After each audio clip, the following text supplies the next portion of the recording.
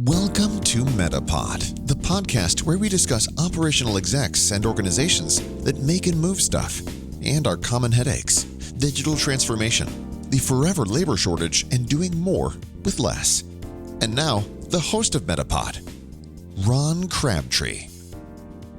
It's Ron Crabtree here, back with another episode of Metapod, where I talk with thought leaders from around the world around these three common challenges that businesses face, particularly in manufacturing, tangible goods organizations: the forever labor shortage, the fact that digitalization, digital transformation is on us, it's going to get worse, not better, and the fact that we just have to learn how to do more with less of everything, logistics, people, space, waste in our processes, etc.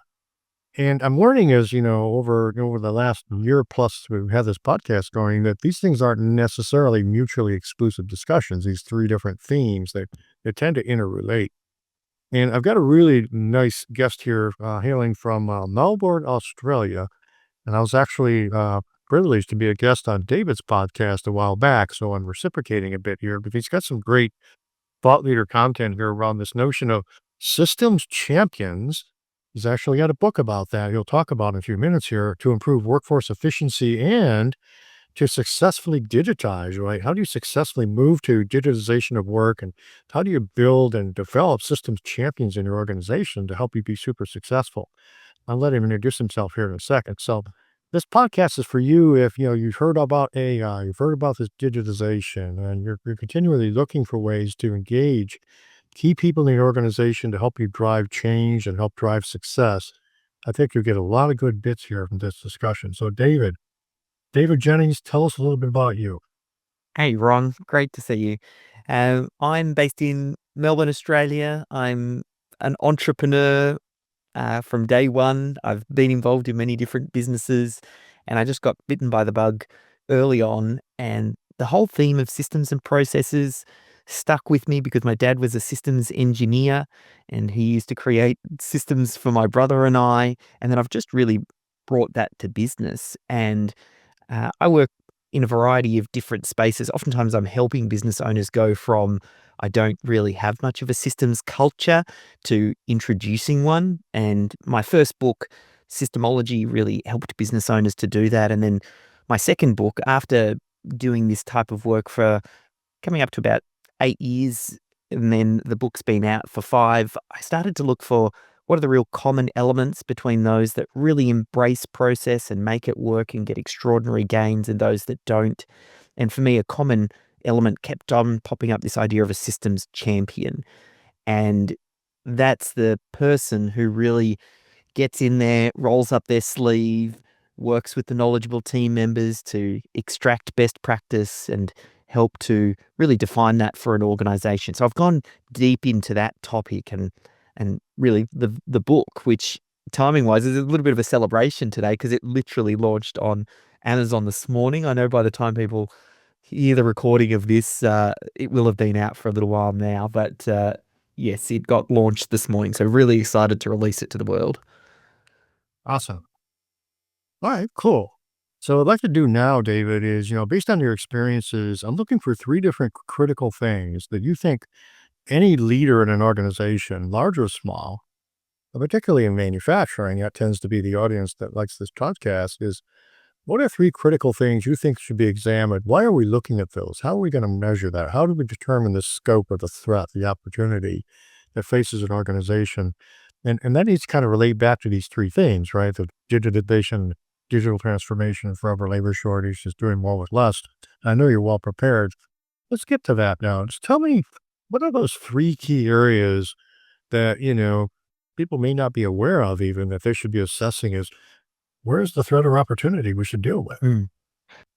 Firstly, one of the biggest threats, I think, in business is the fact that every night for a lot of businesses, their most valuable IP walks out the door. It's trapped in the heads of their best team members who have developed years of experience of learning what works and what doesn't, and refining that inside the work environment. Yet when they walk out the front door and it goes with them, like, we don't know if they're going to get sick, if one of their family members are going to get sick, if they're going to get poached, if they're going to move on. And it's really, that is a bigger risk than I think a lot of business owners and department heads and leaders really think about. So that's probably one of the biggest risks I think we try and work towards solving. Another one for an opportunity is what we're seeing with this AI revolution that's rolling out in front of us. We're seeing extraordinary gains being had by businesses that adopt some of these new technologies and change. And we're also finding that companies that are process first tend to stand the biggest gains, because the long story short is the machines still need to be told what to do. And you need to get very clear on your core processes and what's working, so we can then ask the question, and how does AI help us do this faster, cheaper, and better? So I think, I need to interrupt now and just ask a couple questions. One of the things that I've been talking with a lot of thought leaders about, there's all this buzz about AI, right? It's going to change the world, and if we aren't doing it, we're going to get killed. But as a practical matter, all the research, all the studies in the big research firms suggest that 80 or 90% of digital transformation efforts fall flat or don't succeed. They don't get the benefit they should out of trying to adopt technologies. Now, I have my own hypotheses around why that's true. I'm interested in, for the organization that's hearing about all this, what are they looking for to say, yeah, I have an opportunity, or there's a real threat to my organization, but I'm looking for some specificity. Like maybe there's a story you could tell them. We talked to this organization, we did the deeper dive, we found this was the real opportunity. Could you expound a little bit on what are we looking for that suggests to us surgically, not just generically, but surgically, where should we be focusing, and what are questions we need to ask? How do we determine where and how where we need to drive adoption of AI, for example? yeah. So the first story that comes to mind was an accountant. I know it's not in the manufacturing space, but I'm sure it will illustrate the point perfectly, which is I'm down in Melbourne, Australia, and down on the peninsula, there's an accountant that we did some work with, who she has about 30 different accountants, a whole bunch of bookkeepers, and some other providers. Every manufacturing company has a big accounting team, trust me. So this will speak straight to them. Now, the lady Shannon Schmidt, who runs this company, Smart Business Solutions, she is a systems person from her early days programming of McDonald's. She worked at McDonald's and they taught her to create and follow systems. So it was just in her DNA. And she started this accounting business and put a lot of process in place. And just as we started to see the automation and AI wave take hold, she had all of those processes ready to go. And then she started to work with an expert to then basically identify the opportunities. And one of them she shared was, in Australia, our tax office is called the ATO, Australian Tax Office. And one of her tasks, she had a junior who every single day would log into the ATO portal for every team, every client, and see, were there any updates from the ATO that needed to be fed through to the client, which ones needed to be actioned, and it would get reviewed and then emailed out. Now, this took about, over the course of a year, 900 hours, which is a part-time role for this one person doing this repetitive menial task. Now, she'd systemized it heavily. She'd moved a lot of the back office function offshore, and she was getting some people over in the Philippines to complete some of these sorts of tasks with AI, because it was so process driven. And then she worked with the right partner. They built a little robot that had some automation and AI built in that would do that for her. It would log into the portal, scan everything, squirt it into a spreadsheet, draft up the email, and then it was a human in the loop process where the last step was the human would step in, review it, and hit send. And it basically slashed that task from 900 hours down to about 6 hours. And that was one of literally hundreds of little tasks she's been able to identify, going, where is it that this particular task is so process driven? So, the person doing the task. There's no human magic that they're bringing. They're just following a step-by-step process and then getting the machines basically to take over. And there's a lot of opportunities like that. It's been a huge win for her business. And I love that as a great example because definitely for any back office functions, that's really low hanging fruit. All right. So you're advocating that we take a look at repetitive tasks. What percentage of our workforce is consumed dealing with, basic repetitive tasks, finding, locating information, making sense of it, and then triggering an action. So that's interesting. Do you have a process for that? I mean, I've had a success in the past using tools like value stream mapping, for example. Like, take a transactional process and kind of walk it through and say, okay, we can kind of ferret out in the end-to-end process, where are the real opportunities inside of that? Have you used techniques like that to kind of help your customers understand where to focus and why? Yeah. So there's usually a few phases they'll go through. Um, when they're just getting started on their journey, we first capture what they're currently doing. I mean, you've got to have a baseline to work from. You can't improve what it is that you're not measuring. So we start there first. And historically, we would identify, oh, okay, well, this is sucking down a lot of time or creating a lot of errors and problems. Okay, well, let's lean in here and then let's all sit down together and you know, value stream out what we should be doing and move things around and how do we make it more efficient. And now we've completely turned that on its head. AI itself, like ChatGPT, is extraordinary at giving suggestions and opportunities on how and where to improve process. So if you've got process, uploading it into ChatGPT or another language model and asking those questions around where are the automation opportunities? Where can we be using custom GPTs? Where should we be looking for custom solutions?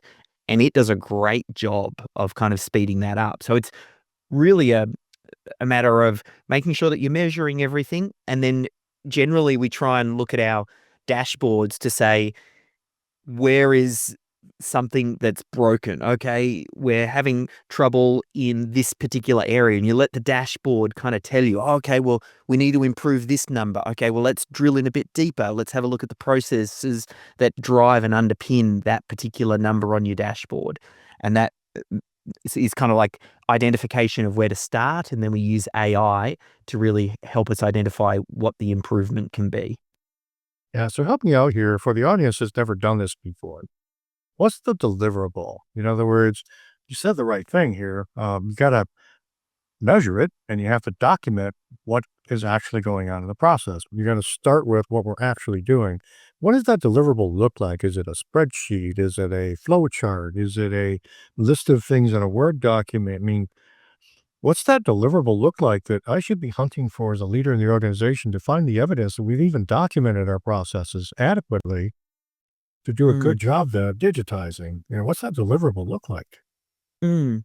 So oftentimes the way that we think about it with a lot of our clients is we say that you never want to be more than one click away from the how this particular task or thing is done in the moment. So every team member, if they're about to do something, they should be able to click to something that explains how it's done. Now, if it's on the Right, so it's standard manufacturing work, floor, basically. It's the instructions, the standard work for how we yep, do it. yep. Okay. And then if you're, out on the factory floor, that might be a QR code that is stuck to the machinery that you scan on your phone and it jumps to the step-by-step how-to procedure. Or if you're working behind a screen and out of some sort of project management software, when the task is assigned to you, there's a link in that task saying, and this is what it is that you'll be doing. So that's generally what we consider the baseline standard of Okay. there's got to be some sort of how-to documentation. And then that next layer on top is with the dashboard is thinking about the key metrics in the business. Now, some of the businesses I'm working with aren't as complex and large as the ones that you're working. So we kind of start off, but the principle is the same, where you identify for a particular department or area, what are the key metrics to them? And we start measuring those. And when something isn't quite hitting the target where we like, we have this saying that every problem in business is a systems problem. So if a number isn't where it needs to be or needs some sort of improvement, we try and dive under the hood to go, well, what are the how-to processes and what's going on underneath here that make up that particular number? And from there, we kind of go to work on those. And then there's stages in how the efficiency gains from the AI happen when you start to re-engineer these processes, because it can start off quite simply with, hey, let's change step number 2 from manually creating this email to putting the inputs into ChatGPT and then having it draft up a process. Like, that could be very simple, very accessible way to improve a process. But it can get more complex than that, where you start to create some more custom solutions where we can generate a workflow that stitches together a bunch of different steps. But we always go for the lowest hanging fruit first. Sometimes, we'll get to the idea of building a culture for this, because generally what happens and why this doesn't stick and why organizations have trouble embracing this is it generally falls on 1 or 2 people's shoulders, and they do the heavy lifting, and it's not a group effort, and it's too much of a jump, and someone comes up with this new way of doing things, but it's too far out of a lot of people's comfort zone, so that change doesn't stick. And kind of explore a little bit more about, that's a big part of the role of the systems champion is a lot of this cultural change as well. All right. So I just want to dig a little deeper here. Just how do you prioritize? You take a look at something. There's 100 different things we're doing in this end-to-end process. What technique do you use to figure out where do we start? And, I like to use the Pareto analysis or the 80-20 rule. Well, What 20% of the steps are consuming 80% of our time, our resources, where 80% of the headaches are generated from that. And do you advocate that? What's the technique? yeah. Uh, Even when it comes down to documenting the how-to documents, we apply the 80-20. It works brilliantly well in a lot of things, because we say, just because you don't systemize something or don't get it written down into a how-to document doesn't mean it's going to magically stop happening. Your business is already working, team members are already doing things, and they're already filling in the gaps. So what we're looking for are, what are the things that are critical that contribute most to the outcome? What are those systems and I use the term systems interchangeably with SOPs, how-to documents, workflows. I kind of simplify that Thank you. language for a lot of Thank our you. Well, clients. that's what I was fishing for here, was to translate what's in your head to something the audience would recognize as, oh, that's what he's talking about. So you just said something really important there, SOP, standard operating procedures, or in the practice, lean practices is creating standard work or standard visual work, right, for the tasks that need to be done. And the other thing I'll immediately say to a company is, yeah, you need to do standard work, but you're going to die of old age before you document everything. Yes. So the trick is, what are the vital 20% of the things we're doing that are really 80% of the true opportunity, and Yes. focusing there first, so you really get, a lot of leverage quickly, and then learn as an organization how to scale that. And we document almost like the blue skies scenario. If everything went just right, it was a perfect day, things fell into place, it was the right conditions for the inputs, and the client was perfect, and here's the linear journey that would go through. Generally, that's a great place to start, because one, that means you're optimizing for what you would like to have happen, which means Right. you tend to attract more of that in. It also generally means that's where you train your new team members and you get them up to speed on the underarm easy stuff. Like, you give them Right. easy throws first, and then anything that falls outside of that generally gets escalated up to more senior team members, and they generally know how to handle those situations. So a lot of that early documentation is just for those new team members as they're learning the ropes and cutting their teeth, and you want them handling the easy stuff. So definitely applying the 80-20, really thinking about what is the outcome here. and what are the 20% of those SOPs or the documentation that if it wasn't done, then we wouldn't get that outcome that we really need here, and we go to work on that first. And then after that, again, we oftentimes in smaller businesses, we focus on where the pain is. Like, where is the ball getting dropped? Where are things breaking? Where are things being missed? And that's generally where we go to first, because just shining a light on it, making it repeatable, that starts to move things in the right direction. Yeah, one of my favorite exercises for Kaizen type activities is just starting with the stakeholders in a room and talk about, okay, so for this process or this department or this function or whatever, day in the life, what is it that makes you crazy? Things that waste our time, frustrate us, we know are, making us crazy. And we got to start with that. And to your point, to help shine a light, there's lots of dynamics to, hey, you listen to me. So they're going to be a lot more supportive later to the idea of pursuing something and looking at, digitization, for example. So let's put a bow on that one. What else would you offer as an area to take a hard look at? I think, I mean, as we start to think about, uh, as we go through the documentation, that will help us remove some of that key person risk that we talked about.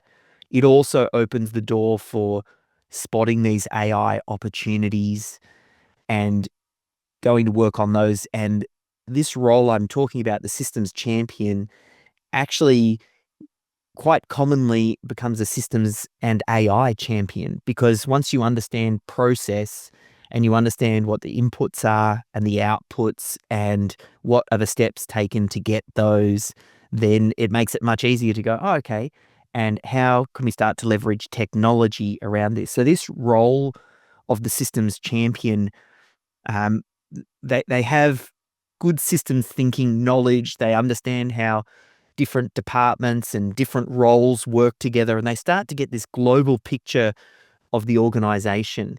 And with that understanding, like if we really skill them up to start to work on culture as well, so they become these catalysts for changes inside the organization. We want them to showcase system wins and where it's worked for the So, team. so I think we're through the diagnostic. We're actually moving into what do you do? All right. Yes. All right. So we did pivot a little bit. Just want to make sure I was clear because I was looking for what else to look for, what to diagnose. So I guess a diagnostic would be, do you have systems champions and people to help lead the charge, or is that a gap in your organization?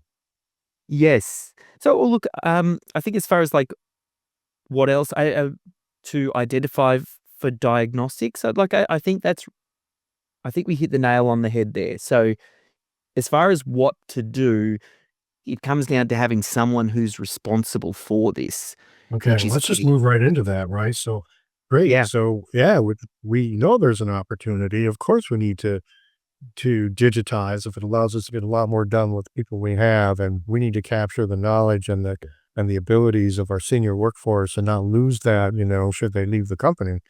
And there's been a lot of discussion around that in some of the other podcasts, some of the other Metapod events where different individuals have offered up very specific applications. For example, digitization of how we maintain the equipment. And, Yes. capturing all the knowledge of how we actually do the maintenance work on a piece of equipment and capturing that and actually creating a voice activated response system was, I'm at this machine at this location and it comes back with, is this what you're seeing? Or what is it you want to do? And giving them right the answers right from basically from the mouth of the experts who recorded that along the way.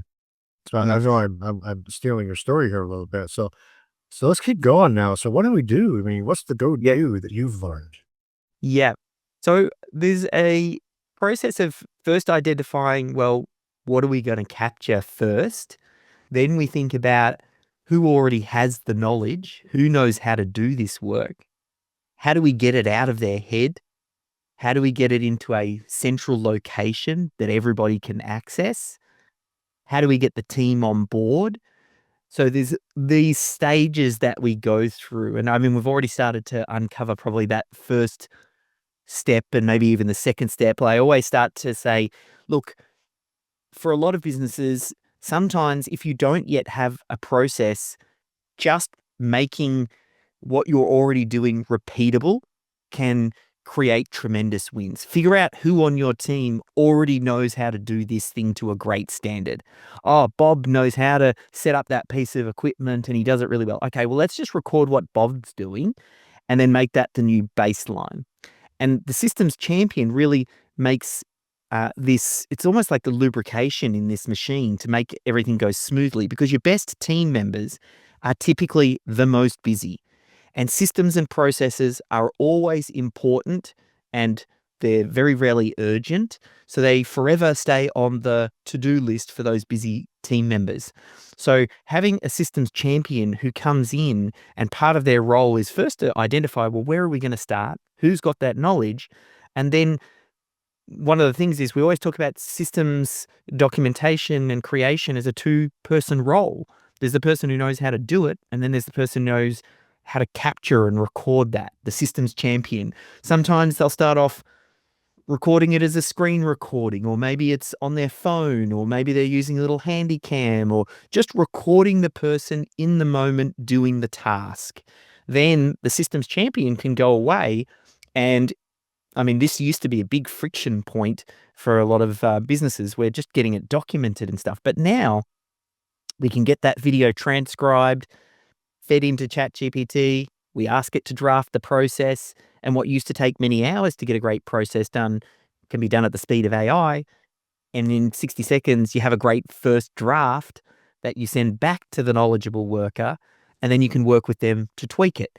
So the systems champion starts to build this systemizing machine inside the organization to extract and organize best practice, and makes it easy and enjoyable so that then tasks can oftentimes be delegated down to, less skilled, lower cost labor, and even machines now, because once you get the process down, you're one step away from them going, okay, now which parts can the machines actually take over? So that's where the systems champion starts. They start with that extraction and organization, and they start to build up the infrastructure to overcome excuses that people have for not following process. So there are three main reasons that we want to get the systems champion into place, because they can start to knock down a lot of the excuses why people don't follow process. And we hear this quite commonly. People will say, yeah, but I didn't know how, or I didn't know it was expected of me, or I didn't want to. And if we address each one of those, like I didn't know how. Well, if we've got great step-by-step documentation that's never more than one click away, from in the moment when you need it, there's a link to it. When you're down on the factory floor, you can scan that QR code. Well, now we've eliminated the excuse of I didn't know how.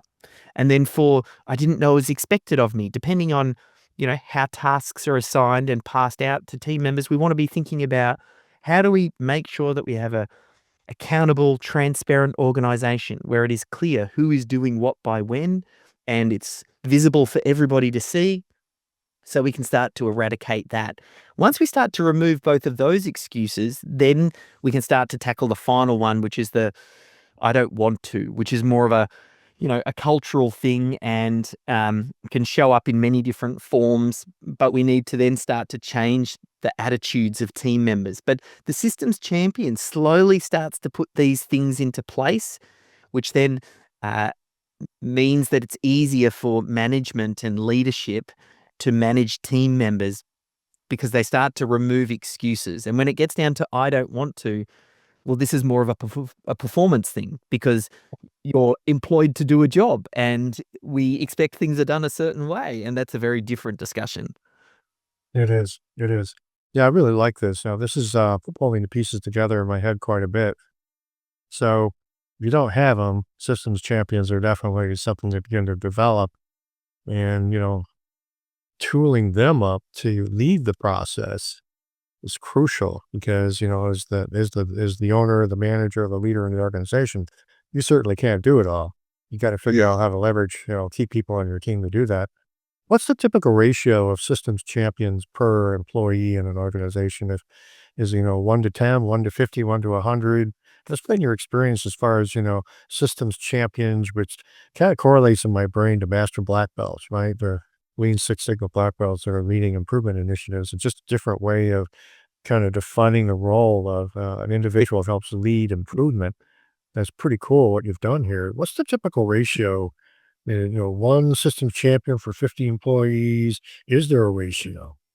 Yeah, in the early days, when you're getting things off the ground, you might want to throw a little bit more manpower at it to really get it moving. But I think that 1 to 50 is a great ratio. A lot of smaller organizations, one team member might be sufficient. I've even seen people do it as a part-time role. But definitely the larger you get, the more effort that you need to throw at it. And another thing to think about it, I found some of the best systems champions are oftentimes almost like apprentices, the juniors, because a big thing is these team members need to have capacity and they need to have time to be able to devote for this. Sometimes very highly skilled team members just don't have the space for it because they're working on a lot of other things. Now, if you get one of these juniors there who's naturally organized, who is comfortable with technology, who wants to do well in the organization, I mean, what a gift to give them to say, you can work with some of the best team members in our organization and you can identify their best practice and you can codify that. Like, I've seen many times these juniors evolve into operations managers because they just get tremendous visibility across the organization. And I've seen other organizations where the some people start a lot of new team members in the systems champion role. So you might have a systems champion who comes in for 6 to 12 months in that particular role before moving on to their other position because gives them tremendous visibility around what's happening, indoctrinates them early around process and the way that we do things, and then they can kind of move into other positions and it becomes a pathway for new team members. And so I've seen it work in many different ways.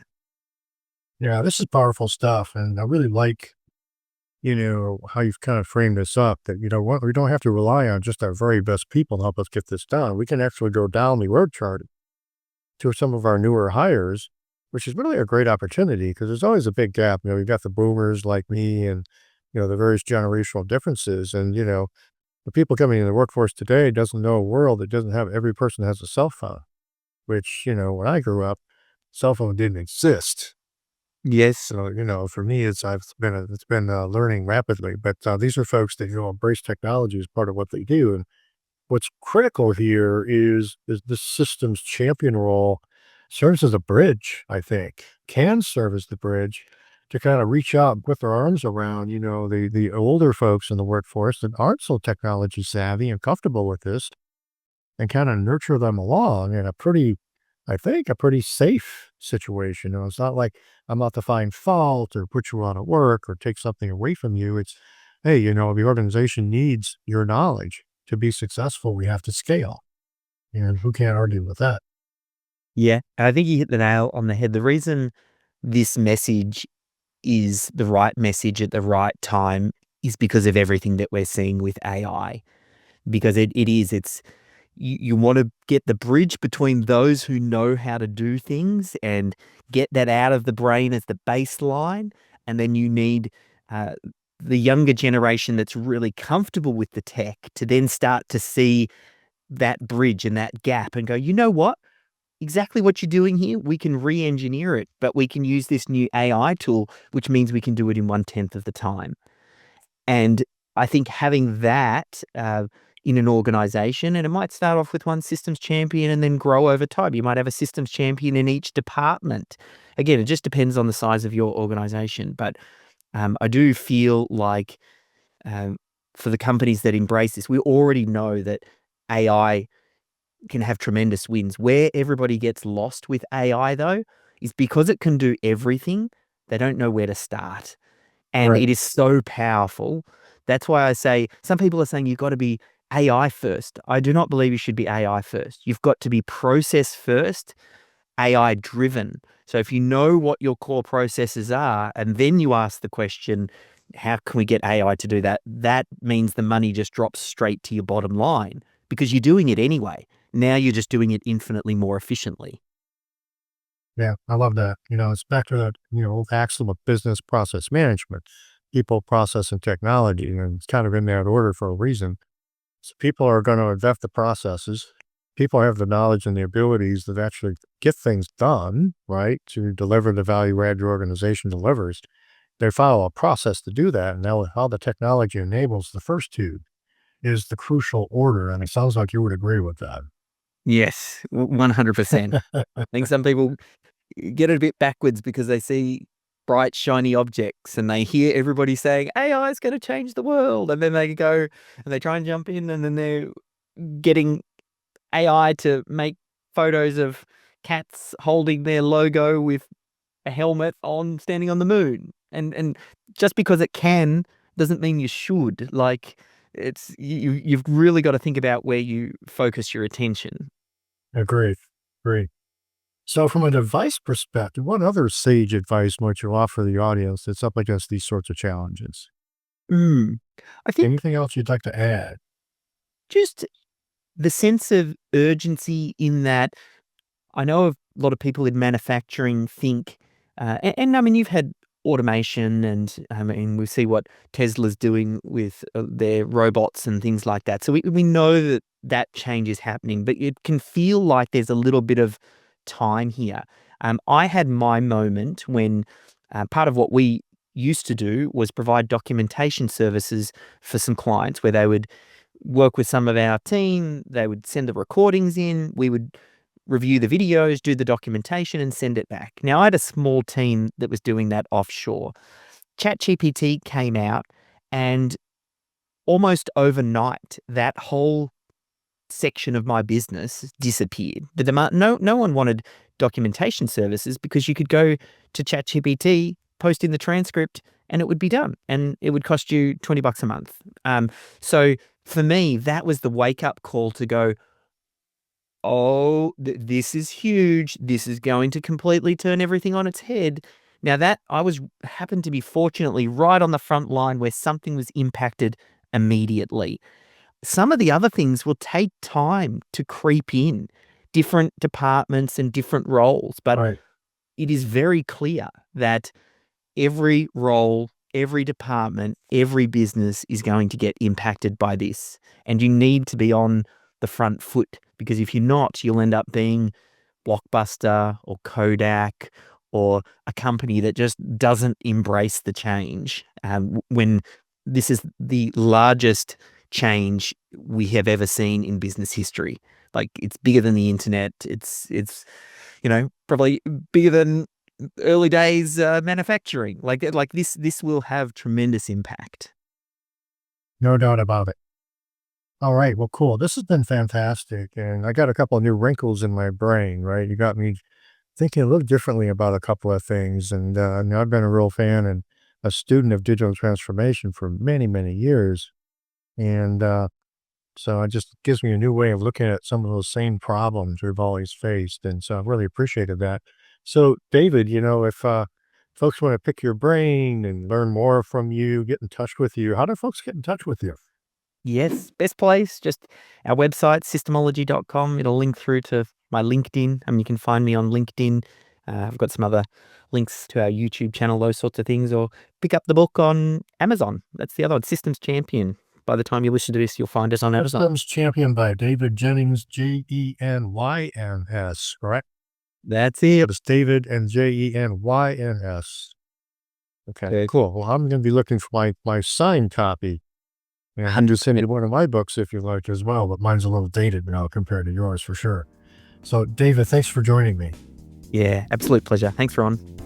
All right. So, for those of you who enjoyed this podcast, please like it. Please add us to the things you're going to follow and share with others in your network. And we're anxious to hear from folks that want to be guests on my podcast, like David was his today. And thank you for joining me. Thank you for joining Metapod.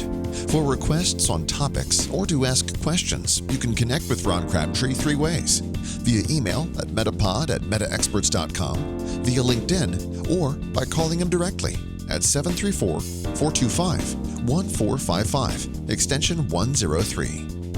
Lastly, if you love the show, please consider leaving a 5-star review on your favorite podcast app. We truly appreciate all your support.